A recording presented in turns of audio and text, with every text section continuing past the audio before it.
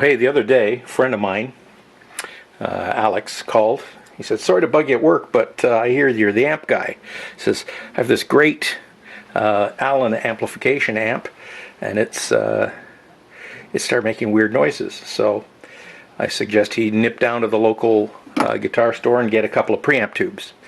Here's the theory. When you have a noisy amp, usually treble or crackly noises are the preamp tubes. It's fairly easy to figure out how to solve that, and we'll go into that in a minute or two, and we'll talk about the power tubes and what's going on with this particular amp as well. So sit tight. Okay, so when you have an amp and it's making some noise, and you're on your way to the gig or you're at the gig, you want to be able to troubleshoot it fairly quickly.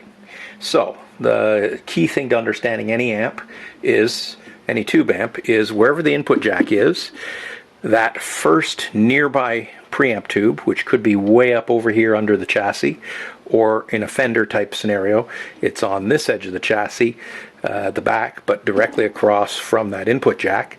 That's usually the source of most noise, because that input tube is doing the heavy lifting of taking your tiny little guitar signal, lifting it up to a level where the rest of the controls can work with it.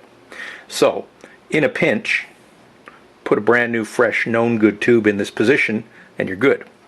The other way to test things is, if you have time, turn the amp on, turn all the controls to 10, and then start tapping. And as you get to tubes that make a lot of noise, so pink, pink, pink, pink, and psh, psh kind of stuff goes on, then yeah, probably replace that tube. Next tube. It'll make less noise as you go through the amp, and that's because everything that goes on in this tube is amplified, amplified, amplified, amplified. So if you reduce noise right here, you are golden. Second scenario here is, again, we test this, we tap this tube, it's making noise, we would replace that guy. Now, that's everything I explained to Alex, but there was a problem. I'll tell you about that in a minute.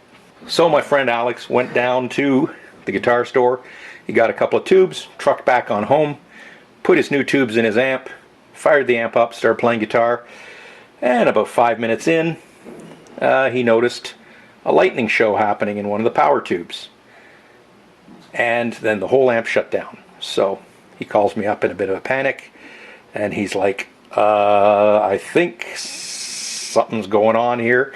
And sure enough, the other scenario, which is common in most modern 6v6 amps, had taken place. I'll tell you about that in a minute. So 6v6 amps are great.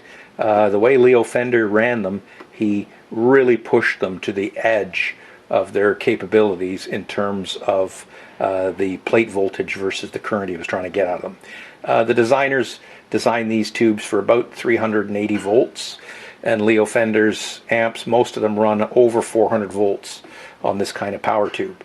So it's a highly stressful situation, and most replacement 6v6 tubes out there are either Chinese or Russian. Tongue saws, which is what my friend had, tend to sound very good, but also suffer similar fate to some of the Chinese ones, which is they go out by arcing.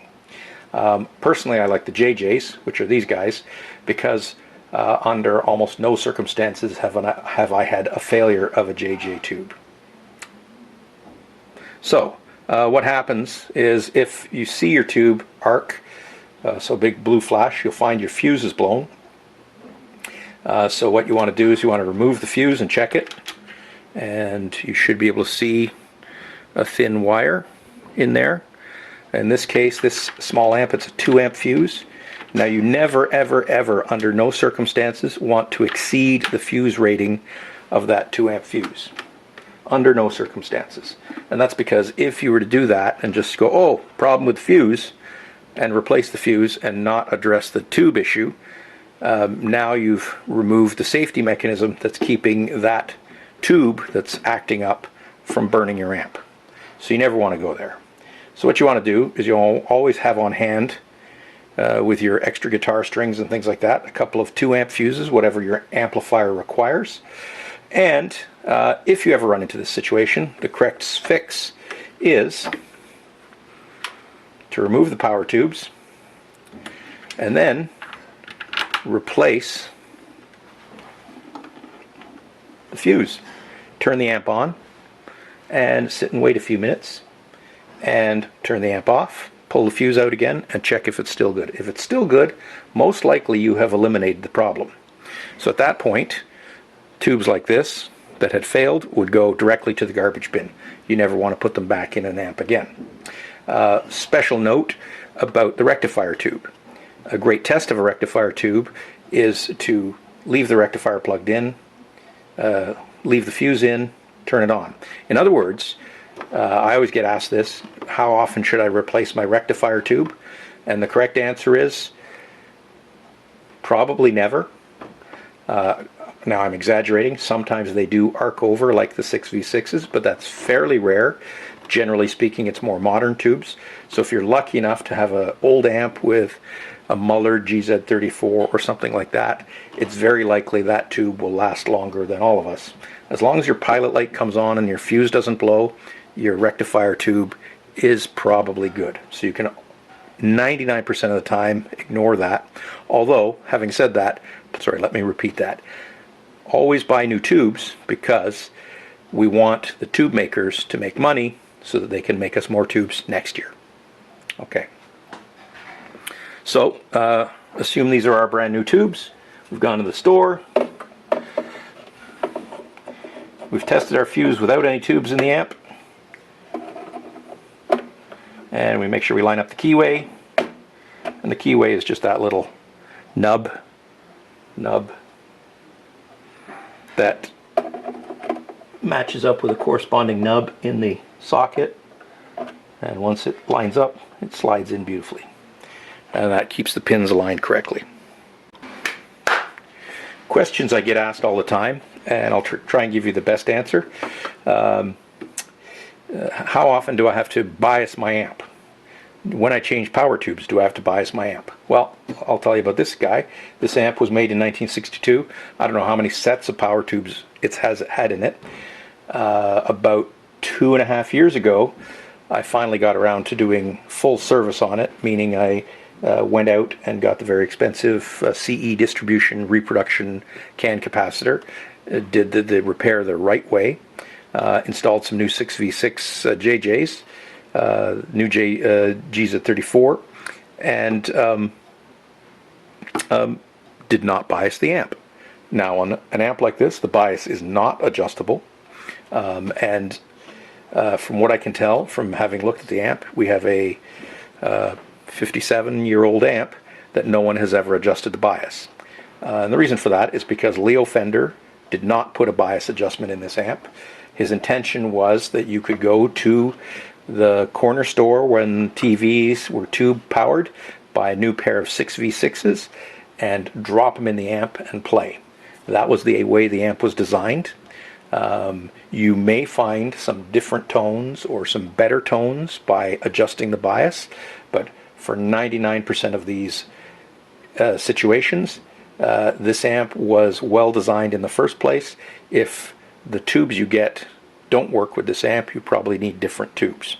And it's pretty much that simple. You may find some tones by adjusting the bias. An amp like this sounds pretty good, so I think as long as my real test is I drop the new tubes in, play it for a few minutes, make sure the amp sounds the way I expect it to, then I don't go any further in terms of bias or any further adjustments. So the moral of the story is I kind of gave my buddy Alex a bit of a bum steer at the beginning, and I apologize, Alex. I assumed that the problem was preamp tubes just because of what he was describing in terms of noises. Also the fact that the amp was a relatively new build of a hand-wired type. It's pretty safe to assume it's not generally going to have any cold solder joints or any other major problems that tend to show up in the circuit board amps. So it was a fairly good guess. Always assume that guy's the problem or the patch cord. But always assume that's the origin of most noise. If you can get a low noise tube in there, you're good to go. And then the rest of the amps, just again, you progress from the input jack outwards. When you get to the amp, end of the amp, and all the problems are solved, your amp should be good to go and running like a champ.